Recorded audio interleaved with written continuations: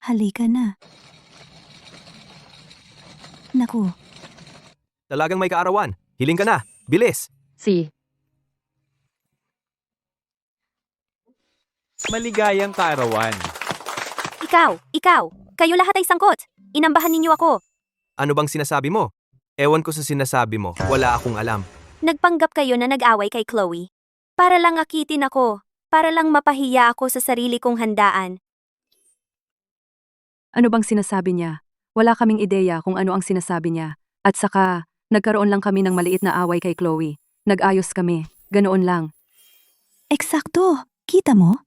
Sinabi kong pupunta ako sa isang handaan. Hindi ko sinabing para sa iyo. Ikaw.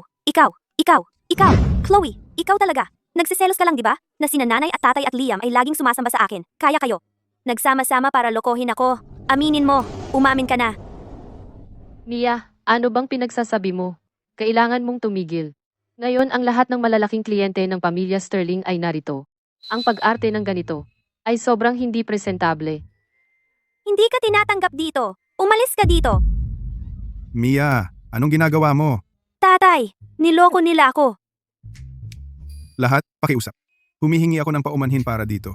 Si Mia ay nagiging bata. Hindi ko siya pinalaki ng tama. Ako. Bilang tatay niya, humihingi ako ng paumanhin sa inyong lahat. Tatay, hindi sila nandito para batiin ako. Mga peke sila. Palabasin sila rito. Palabasin sila. Gusto kong mawala sila. Ngayon. Bantayan mo ang tono mo, Binibini. Lahat ay nanonood. Huwag mong hiyain ang pamilya Sterling. Mia Sterling, mag-isip ka naman.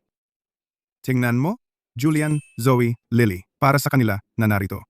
Ay isang karangalan para sa iyo. Tingnan mo si Chloe, napakaayos ng ugali. Kita mo, marunong umasta sa publiko. At ikaw, ay talagang hindi presentable.